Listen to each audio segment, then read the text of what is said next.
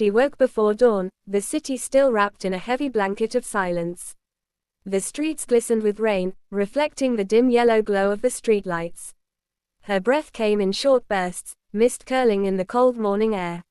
She tightened her coat and stepped outside, feeling the chill crawl through her bones. The city had always seemed indifferent, a place of rushing people and blurred faces.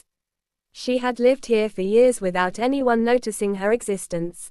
Yet today felt different. The usual hum of distant traffic carried an edge, a strange tension that made her chest tighten. She walked past the empty park, puddles rippling under her careful steps. The smell of wet earth and decaying leaves filled her nose, grounding her in reality. A sudden shiver ran down her spine, though no wind stirred. Something in the air felt heavy, as if the city itself were holding its breath. She reached the community center, where she volunteered every week. The doors creaked as she pushed them open, the familiar scent of polished wood and old books greeting her. The room was empty, yet she sensed a presence, faint and unexplainable. Her fingers brushed the edge of a table, trembling slightly. A soft whisper echoed from the far corner of the room, too faint to understand.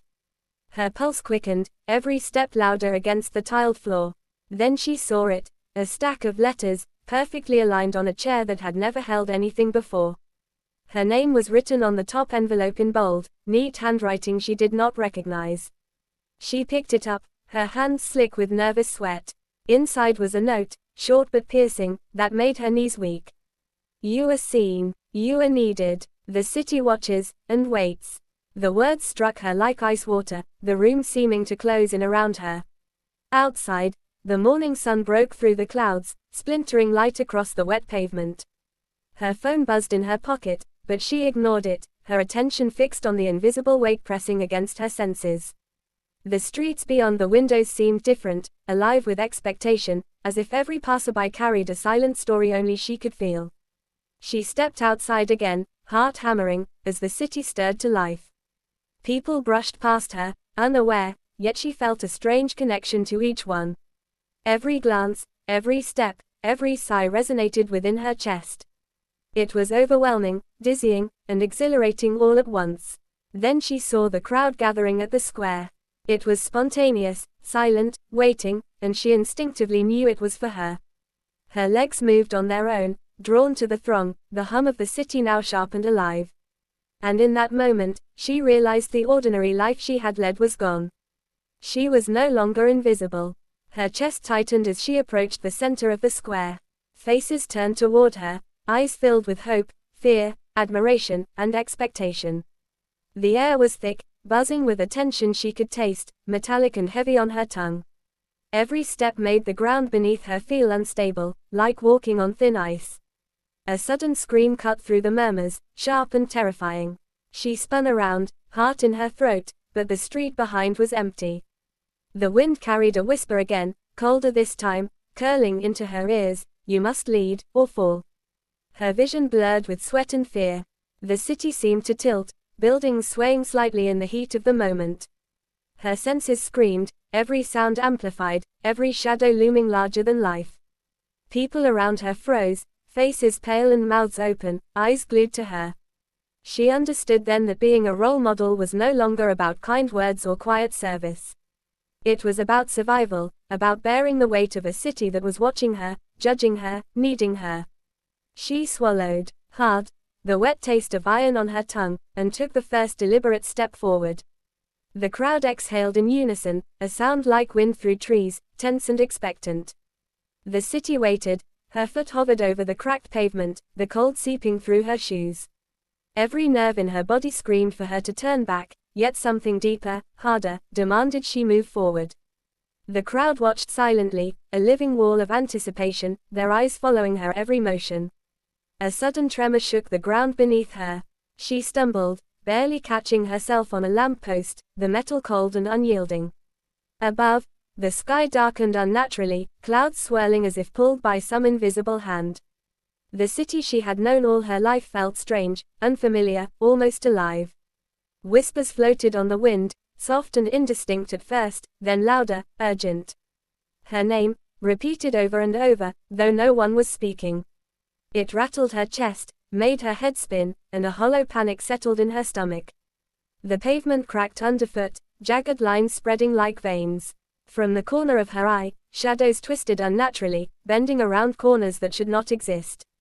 She blinked, rubbed her eyes, but they remained. Figures emerged from the shadows, faceless yet undeniably human, watching, moving with impossible stillness. Her pulse thumped in her ears, each beat a drum of warning, but she could not flee. A voice cut through the tension, sharp and commanding. "You cannot run. You are the center now. The city needs you." It came from nowhere, yet everywhere, vibrating in her skull. She pressed her hands to her temples, trying to block it out, but it only grew louder. The crowd shifted slightly, murmurs rising, though no one had spoken.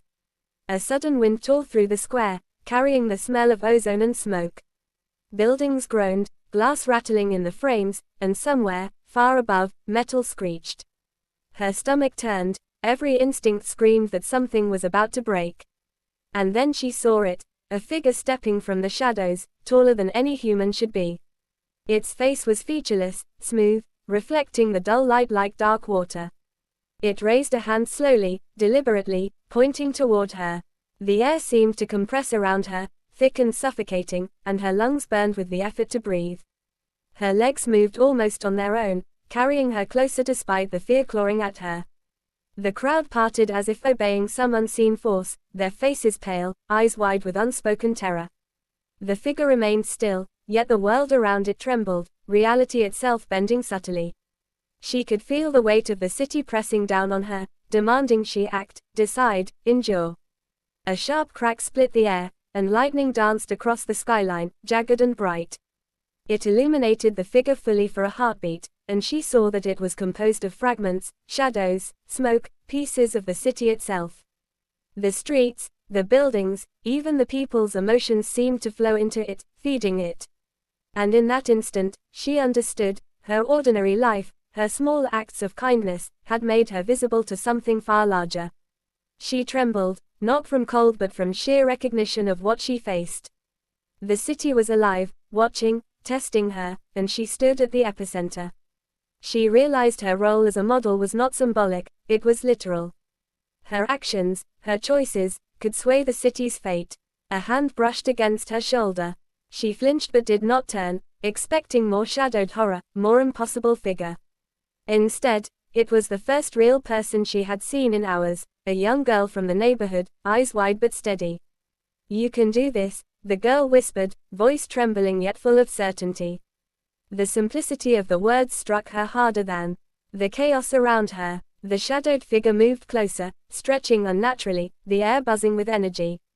Every sound was amplified, the girl's breath, her own heartbeat, the faint scuff of shoes on pavement. She closed her eyes for a moment, took a deep, trembling breath, and felt a warmth spread through her chest. Determination, simple and clear, replacing the terror that had gripped her. She opened her eyes. The shadows paused, as if sensing the change. She stepped forward deliberately, meeting the figure's impossible gaze, unflinching. The crowd seemed to exhale collectively, the air shifting as tension began to release. A quiet hum rose from the city itself, low and steady, like a heartbeat echoing through the streets. The figure faltered slightly, fragments of smoke and shadow scattering, revealing glimpses of the city in its true form. Buildings straightened, the cracked pavement settled, and the sky cleared partially, light breaking through the clouds. The city was responding to her courage, molding itself to her will, yet still testing her resolve. She realized this was only the beginning, that every choice from this point forward carried weight beyond her comprehension. The crowd began to move closer, surrounding her with faces full of hope and expectation. She could feel their trust pressing on her shoulders, heavy but grounding. No longer invisible, no longer ordinary, she understood the terrible and beautiful truth. She had become the axis upon which the city's fate turned. A distant bell tolled, reverberating through every alley, every rooftop, every street corner. The sound was not just a warning, it was a summons, a call for action. She lifted her head, took another steadying breath, and prepared to lead. Her ordinary life was gone. She was no longer just a woman from the city. She was the city's heart, its conscience, its role model, and its guardian, the city settled around her, the hum of life returning to normal, yet different somehow. Shadows no longer twisted unnaturally, and the air felt lighter, breathable. She stood in the center of the square, heart still racing but steadying. People approached her slowly, eyes filled with gratitude and quiet awe. The young girl smiled up at her, a silent reminder of why she endured. She realized being a role model was not about fame or attention. It was about courage, compassion, and the willingness to face fear for others. The city had tested her, and she had met it with unwavering resolve. From that day forward, her life remained ordinary in appearance, extraordinary in impact. She walked home, knowing she had changed not only herself but the city forever.